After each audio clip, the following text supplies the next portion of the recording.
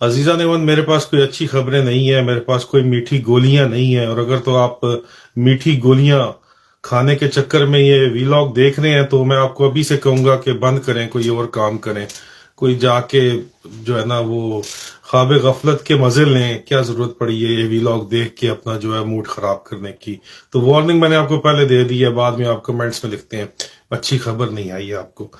अजीजा Neyman, बावसूख जराए से ये पता चला है, बावसूख मुसद्दिका जराए का ये दावा है कि इस्टेब्लिशमेंट की अंदरूनी जराए का ये दावा है कि general Asim Munir chief of army staff ने इमरान खान के कत्ल का नए मंसूबे का अप्रूवल दे दिया है आईएसआई इंटरनल विंग को।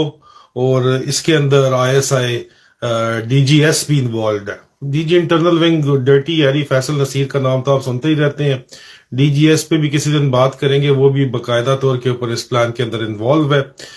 जराए का, मुख्तलिफ जराए का ये दावा है कि इमरान खान से बातचीत करने की चक्कर के अंदर उनको एंगेज भी किया जाएगा, लेकिन खान साहब को ये बात अभी तक पहुंच चुकी है। मैं ये यकीन रखता हूं खान साहब को धोखा दिया जाएगा सिर्फ और सिर्फ। कोई सीरियस खान साहब से बात इस सिलसिले के अंदर नहीं की जाएगी। खान साहब से कोई वादे वईद मांगे जाएंगे, लेकिन सिर्फ खान साहब को धोखा देने के लिए कार्रवाई की जाएगी, इस तरह मुझे बताया जा रहा है और इस तरह मेरा दावा है। ये वही जराए हैं जिन्होंने खान साहब के ऊपर पहले कातलाना हमले से 3 दिन पहले, जब मैंने खान साहब को वार्न किया था कि 5 दिन का वक्त है, 5 दिन के अंदर हर किस्म की हरकत, अखीर हरकत भी ये करेंगे। तीसरे दिन खान साहब के ऊपर कातलाना हमला कर दिया गया, जिसके ऊपर खान साहब ने डीजीसी डर्टी हैरी में जनरल फैसल नसीर, राणा लानतुल्लाह और शहबाज शरीफ का नाम लिया, लेकिन उसके ऊपर एफआईआर इनके ऊपर दर्ज नहीं हो सकी। ये बात इंतहाई वाज़े तौर के ऊपर यहाँ पे नजर आ रही है। एक दफा फिर खान साहब के ऊपर जो है, कल सुप्रीम कोर्ट के डिसीजन के बाद मैंने एक पोल कराया, एक पोल मैंने अभी भी किया है, और पोल 16 मिनट पहले लाइव हुआ है। और पोल है कि पाक फौज के जर्नैल किसके साथ खड़े दिखाई देते हैं। 2 ही ऑप्शन है, पहला पाकिस्तान के साथ, दूसरा चोरों ओब्लिक फ्रॉडियों के साथ। 9% लोग कहते हैं कि पाकिस्तान के जर्नैल जो है, अभी तक वोट 16 मिनट में 7000 वोट पड़ चुका है 16 मिनट में। और ये जो है पाक फौज के जर्नैल जो है वो किसके साथ खड़े हुए हैं, वो ये पूछ रहे हैं। तो 9% लोग कह रहे हैं कि पाकिस्तान के साथ खड़े हुए हैं, 91% कह रहे हैं चोरों और फ्रॉडियों के साथ खड़े हुए हैं। ठीक है जी, ये 91% लोग ये समझते हैं। इससे पहले अजीजा नेमन, मैंने कल सुप्रीम कोर्ट के डिसीजन के बाद एक पोल करवाया था और आप लोगों से पूछा। वो पोल के फाइनल रिजल्ट्स जो है वो आ गए हैं। पोल ये था कि क्या general Asim Munir supreme court का फैसला मानेंगे या मुल्क में खुदा न खास्ता खाना जंगी होगी। 44% लोगों ने, मतलब आप देखो ना कि आर्मी चीफ करोड़ों अरबों रुपया लगा के उसकी जीरो क्रेडिबिलिटी आसिम मुनीर की, और सिर्फ सीधा काम करने की वजह से उसको अपनी क्रेडिबिलिटी के ऊपर करोड़ों अरबों रुपया लगाना ही नहीं पड़ेगा, क्योंकि 44% लोग कहते हैं हाँ मानेंगे, 34% कहते हैं नहीं मानेंगे, 22% कहते हैं खाना जंगी होगी खुदा न खास्ता मुल्क के अंदर। अच्छी खबरें आना जो है ना वो बहुत ही मुश्किल है पाकिस्तान के अंदर। अजीजा नेमन, मेरे जराए का ये दावा है, मैंने इसके ऊपर ट्वीट तो की है, लेकिन तफसील आपको बतानी बहुत जरूरी है कि इमरान खान के कत्ल का इस नतीजे के अंदर, सुप्रीम कोर्ट के डिसीजन के नतीजे में, फौरी नतीजे में आपको बताया था कि जीएचक्यू में अफरा तफरी थी, आर्मी हाउस में अफरा तफरी थी। इमरान खान के कत्ल का नया मंसूबा एक तो जो है वो अप्रूव कर दिया जनरल आसिम मुनीर ने। इस तरह बावसूख जराए का ये दावा है, इस्टेब्लिशमेंट के अंदरूनी जराए का दावा है, और ये मुसद्दिका जराए हैं, ये उनका दावा है।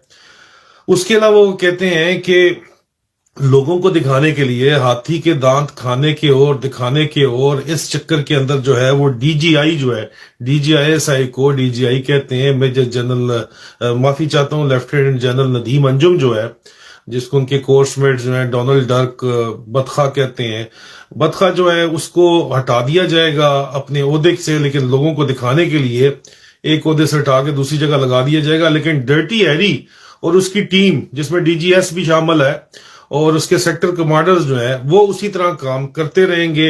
ये सिर्फ लोगों को धोखा देने के लिए ये काम किया जाएगा। और वजह इसकी ये बताई जा रही है कि जनरल आसिम मुनीर शदीद प्रेशर के अंदर हैं, ان کی جو غیر آئینی غیر قانونی جو اپوائنٹمنٹ کی گئی، 2 دن بعد وہ ریٹائر ہو رہا تھا نا بھائی، وہ ریٹائرڈ جنرل کو آپ نے چیف آف آرمی اسٹاف لگا دیا، اپوائنٹمنٹ سے 2 دن پہلے وہ ریٹائر تھا اور آپ نے ریٹائرڈ افسر کو چیف آف آرمی اسٹاف لگا دیا. تو ظاہری بات ہے انہوں نے کوئی وعدے بہت بڑے بڑے کیے ہیں اور وہ وعدے پورے کرنے کا ان کے اوپر شدید قسم کا پریشر ہے ان وعدے وعید کو پورا کرنے کے لیے. اور اس کے ساتھ بڑا انٹرسٹنگ اس وعدے کے ساتھ میں آپ کو بتاؤں، اوریہ مقبول جان صاحب نے ٹویٹ کی کہ کیا کوئی بتا سکتا ہے کہ کون سا وعدہ ہے. نواز شریف صاحب نے بیان دیا ہے کہ ہم نے وعدہ پورا کیا، آپ بھی اپنا وعدہ پورا کریں، ملک کے حالات بھی تو دیکھنے ہیں، ملک ہم سنبھال لیں گے، آپ اپنے وعدے پر عمل کروائیں. نواز شریف نے یہ بیان دیا ہے باقاعدہ طور کے اوپر. اور یہ مقبول جان صاحب پوچھتے ہیں اس کے اوپر کہ کیا کوئی بتا سکتا ہے کہ کون سا وعدہ ہے اور کس کا وعدہ ہے. نواز شریف صاحب ایک وعدہ آپ نے اپنے اللہ سے بھی کیا ہوا ہے یوم الست کو، اس کی جواب دہی کا سوچیں. اس عمر میں ملک سنبھالنے کے بجائے آخرت سنبھالیں. ملک میرا اللہ 75 سال سے سنبھال رہا ہے، ورنہ آپ سب نے تو برباد ہی کیا ہے، یہ اور یہ مقبول جان صاحب نے فرمایا.